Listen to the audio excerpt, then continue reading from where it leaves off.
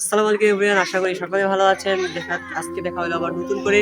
পিছনে যে রয়েছে এই মসজিদটি হচ্ছে ঠাকুরগাঁও পীরগঞ্জ থানার জামালপুরের ঐতিহ্যবাহী একটি মসজিদ। এটিও মুঘল স্থাপত্য শৈলীর অপূর্ব নিদর্শন একটি।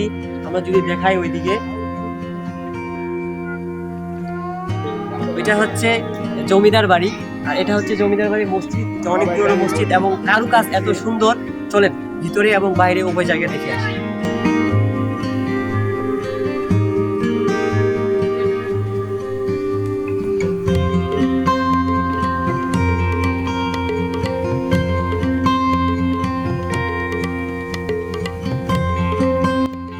ঠাকুরগাঁয়ের ২৪০ বছরের পুরনো জামালপুর জমিদার বাড়ি জামে মসজিদ।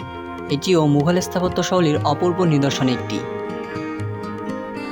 যেখানে প্রবেশ করতে গিয়ে দেখা মিলবে বড় এক ফরিকের। ঠাকুরগাঁ জেলা জামালপুর ইউনিয়নে অবস্থিত ঐতিহাসিক জামালপুর জমিদার বাড়ি জামে মসজিদ, যা প্রত্যন্ত অধিদপ্তর তালিকাভুক্ত একটি গুরুত্বপূর্ণ স্থাপনা।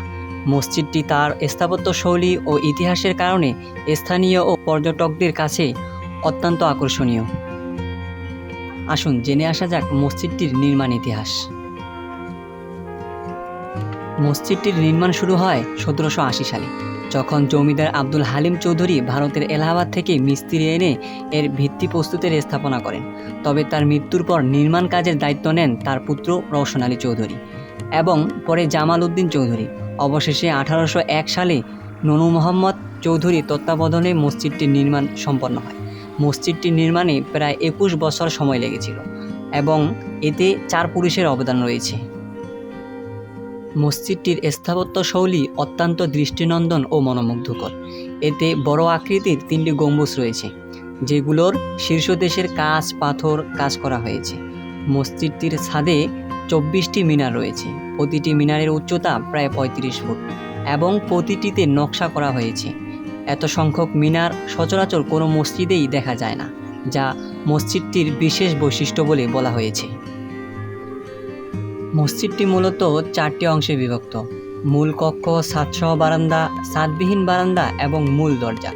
মূল কক্ষের বাইরের পরিমাণ ২৯/৪৭ ফুট এবং ছাদবিহীন বারান্দার পরিমাণ ২১/৪৭ ফুট।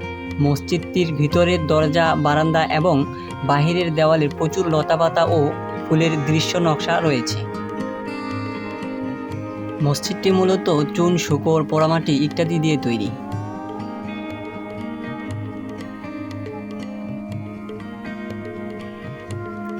আজ এই পর্যন্তই। দেখা হবে কোনো পরবর্তী ভিডিওতে।